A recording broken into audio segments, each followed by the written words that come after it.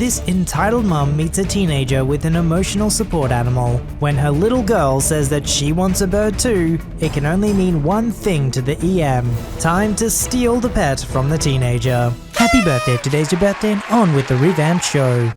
I live in this one-bedroom apartment with my boyfriend on the first floor. While the parking is absolutely horrid and the landlord takes eons to respond to anything except money issues, it's not a bad place. All my neighbors are friendly and we rarely have noise complaints. Until EM moved in a month ago, and it's quite a change. I lost my job due to the virus, so I've been stuck at home looking for a new one. And this lady has 2 sperm trophies below 10, I believe, who aren't in school yet, so I hear everything. These walls aren't thick and she lives above us. Now her and her baby daddy are major leg/neck beards. Both obese and messy greasy hair, and just always wearing anime shirts. Their white cube of a car has an anime girls all over it, and they blast anime music almost 24/7, with children noises mixed in. That's only on weekends though. Weekdays EM blast Teletubbies all day, and it's the same 2 episodes because she's played it so much and so loud that I practically memorized it. It's torture. People have complained, but the landlord doesn't respond ever, unless it involves money, so we've had no help there. She also lets her kid run into people's front porches and do whatever. Everyone has a tiny gated front porch, and it's an unspoken rule not to go in the porch unless you want to talk to the person in the apartment. EM doesn't care. She lets her goblins run everywhere. In the street, up and down the stairs, and into people's porches breaking crap. People have complained, but she ignored them by saying, "I'm stuck with them all day. This tires them out so I can have peace for once. Help a poor mom out." Ignoring the fact one woman has 5 kids and yet keeps them in line. Now, until last Sunday night, me and my boyfriend were playing drunk Super Smash Brothers and just having a grand old time, laughing and giggling like a bunch of fools. And yes, we did get a bit loud, but we figured EM's Naruto music would drown it out. One match I did a dumb and accidentally fell off the side of the stage and died, and I did a quick yell of frustration. We then hear what sounded like angry talking upstairs, then the music goes silent. Me and my boyfriend look at each other in confusion. Then we hear a knock at our door. I get up to answer while boyfriend takes the moment to go to the bathroom. Taco Bell was finally hitting him, and lo and behold, it's EM. This is the first time I've ever come face to face with her, so I'm a bit taken back, and she does not look happy. I'm a sarcastic jerk, only to friends and family, but I was a bit drunk when this happened, so I blame that for my rather snarky attitude. I remember a good chunk, but obviously not word for word. EM is entitled Mombi, me is me and BF boyfriend. Hi, can I help you? Yes, can you please be quiet? You're making so much noise that it's hard for any of us to hear anything, and you're waking my kids. I'm sorry, I just assumed with the loud music you were playing that it wouldn't bother you. She scowls at this statement and puts her hands in fists to her side in an exaggerated angry stance. All my anime fans should know this stance. Yes, she did do this for real. I wish I took a picture. And puffs her cheeks. Seriously? You complain about our music when every day you always play that bullcrap jazz crap? Of course, this confuses the heck out of me and I stare at her with said confusion. Oh, don't play dumb. You always play that crappy music so loud, none of my kids can ever get to sleep, so I have to blast my music to drown out your crap so they can get some rest. I'm staring at her trying to comprehend before I realize she's talking about my elderly neighbor next door who plays his favorite jazz music on the weekends and never at night. And it's not close to being loud. I only hear it because the walls are paper thin and I live right next door, and even then it's barely audible.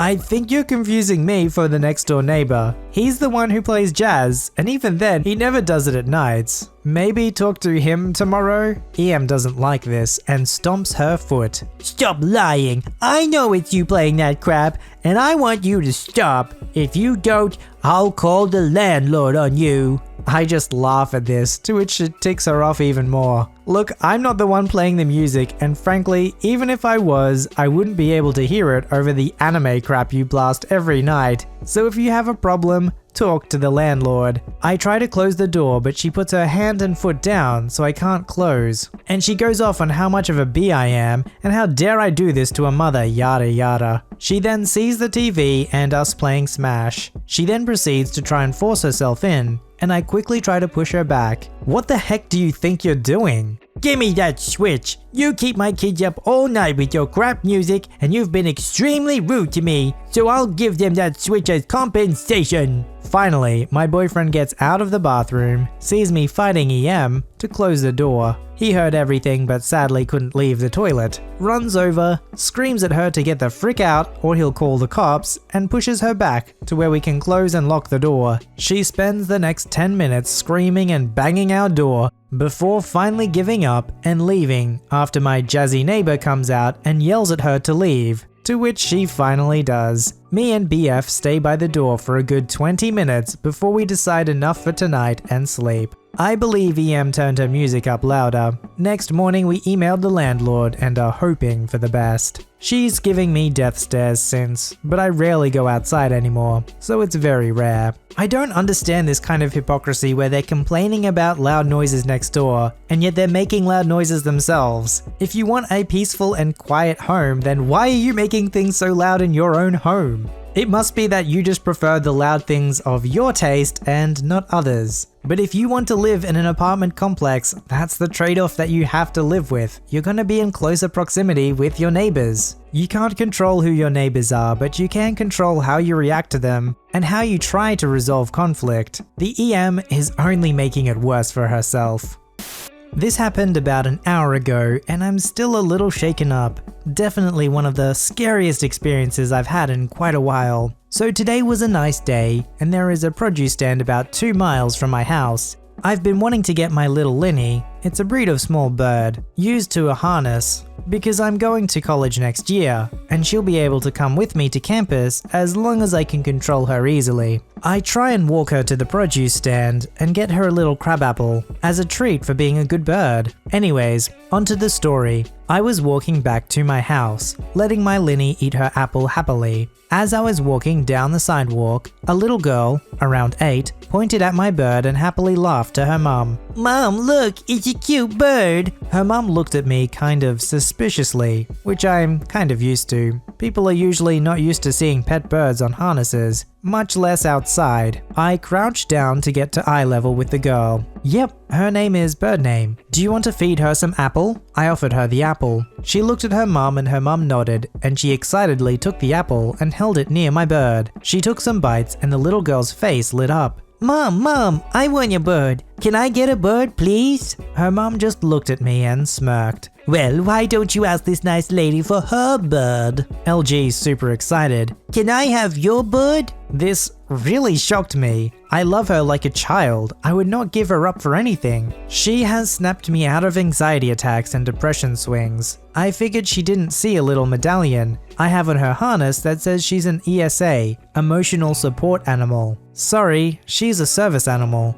I showed her the end of the harness with an ESA medallion. She really helps me out and gets scared when she isn't with me. LG looks sad and gives me the apple back, and I stand back up. An ESA isn't a service animal, and you can just buy those things, medallions, online. Okay, technically both are true. Yes, an ESA isn't a service animal, but most people don't know what an ESA is, so I just say service animal for less questions. Okay, well, she is an ESA, and no, you cannot have her. Fine, show me her license. ESAs don't get licensing, it's just a letter that gets cut off. Stop lying. Give me your bird or I'll call the police for lying about a service animal. EM reached out to try and grab her by the harness, and my bird screamed at her. She won't even let me touch her most of the times, much less hold her. I pull back and grab the harness slack. No, and besides, she obviously doesn't like you. Not a great reason, but all I could think of. Fine, I'm calling the police.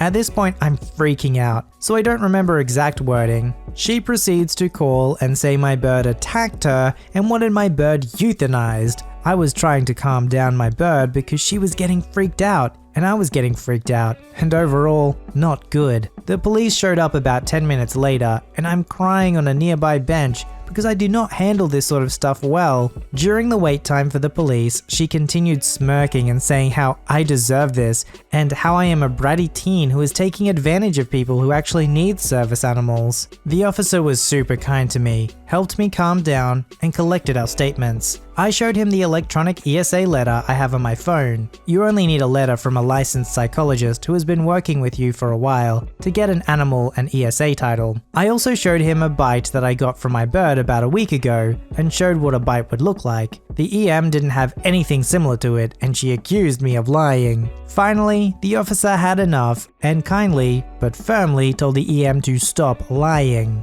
I had proper documentation and she needed to stop harassing me. The officer offered to wait with me until my mum came to pick me up to make sure EM didn't pull anything. I accepted, called my mum and she picked me up within minutes. At this point I was about a mile from home. I gave the officer my number and insisted I didn't want to press charges or anything. I just wanted to get home and move on. I don't know if I could have pressed charges or anything, but I wanted to make it clear I didn't want to. I feel bad for LG. I love spreading the love of owning a bird, but I insist on people doing lots of research beforehand and understanding it is quite an investment of time and money and not give birds or any pets as gifts. I find it unfortunately ironic that these emotional support animals become entangled in situations with entitled parents, which ends up causing anxiety, therefore needing the animal even more. Of course, I'm not suggesting they don't have the animal to not cause the situations, it just feels like in any situation, even the things you have to help you, the entitled parent will turn around and use against you. Isn't that great?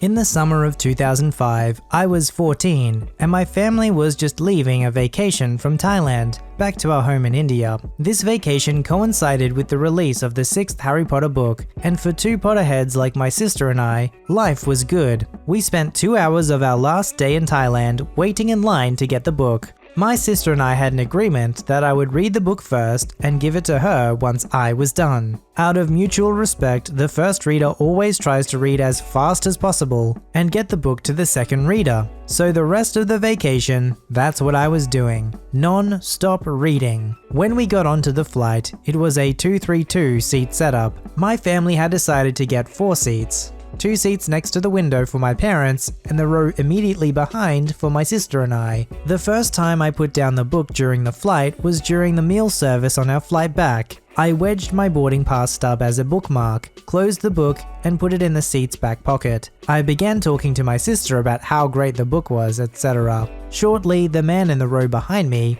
who will now be henceforth known as Entitled Dad, tapped me on the shoulder. "Excuse me, but my daughter would like to read your book." I apologized and informed ED that I had to finish it soon, as my sister was waiting to read it. He persisted and asked whether his daughter could read it while I was finishing my meal. I apologized again and said no. It was obvious that Entitled Dad and Entitled Kid were upset because they began speaking to each other in Hindi in an annoyed tone, even though my sister understood very little Hindi, as my family were expats and understood the word stupid. After a while, once the seatbelt sign was turned off, my sister and I got into the line for the bathroom. We were non-stop discussing Harry Potter the whole wait. An awesome flight attendant also joined in on the conversation. We fangirled hard and spoke to her for about 10 whole minutes. She was a Ravenclaw, so from now on, she will be known as Ravenclaw Air Hostess. However, our great mood was immediately broken when we got back to our seats and realized that the book was missing from the seat pocket.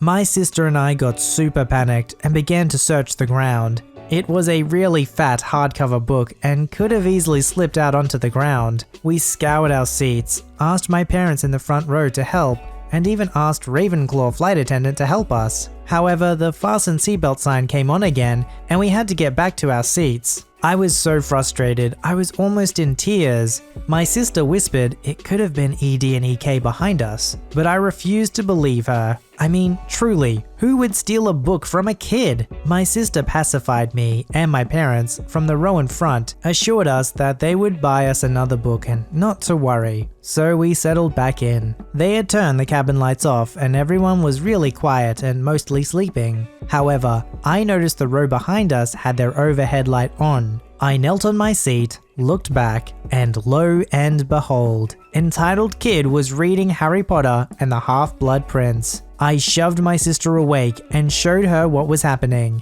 We both furiously whispered to EK to give it back. She ignored us, frowning, and continued to read. We then began to speak to her loudly, waking ED and my parents up. Stop disturbing us. This is my daughter's book. Please mind your business. Why did you ask for my book earlier if your daughter had the same book? You must be confused. Please leave us alone. I was so annoyed, and my parents, who are very non-confrontational, told me to leave it and assured us that they'll get us a new book once we got home. But my sister and I wouldn't let it go.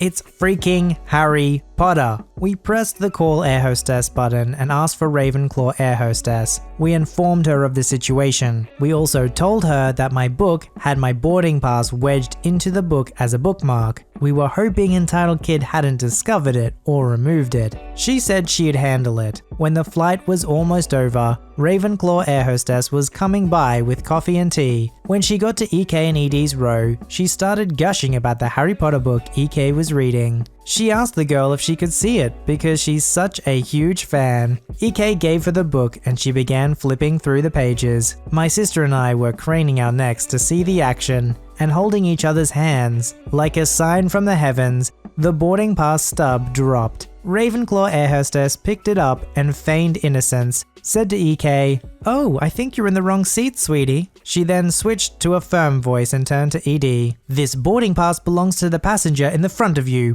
Cabin crew must be informed of any seat changes." Was that done? EK and ED remained silent for what felt like forever. Then air hostess said this girl had lost a copy of this book and stated that her boarding pass was in it. "Did you find this?" ED mumbled that they found the book on the floor. Air hostess nodded, handed me the book and boarding pass stub. She then thanked EK and ED profusely for finding the book and said we were all very grateful. ED mumbled a response. Ravenclaw air hostess then winked at my sister and I and went back to serving coffee and tea. My sister and I were over the moon. We high-fived silently and hugged each other. As soon as we could, we wrote our names in huge letters on the first page of the book and guarded it the entire way back. That flight attendant and fellow Potterhead will forever be our hero. Life lessons that we learned during the trip. Never leave valuable belongings unattended in your seat or on a flight. Always write your name in the front of a book as soon as possible. And finally, fangirling can make people family. You know, it sounds silly, but I'd never really thought about why you put your name inside of a book. And even some books have the whole like this book belongs to and a blank space. Maybe it's because I couldn't imagine somebody stealing a book. But you know what? I'm sure it happens like this every single day. So, lesson learned. As soon as you get a book, write your name in it, because that'll be the best evidence that the book belongs to you. Submit your story to be read on the channel at VoiceyHereStories@gmail.com and join our Voicey veteran community at r/VoiceyHere. Don't forget to like, subscribe, and hit that bell to never miss an episode. Alright, Voicey veterans, I'll see you in the next one.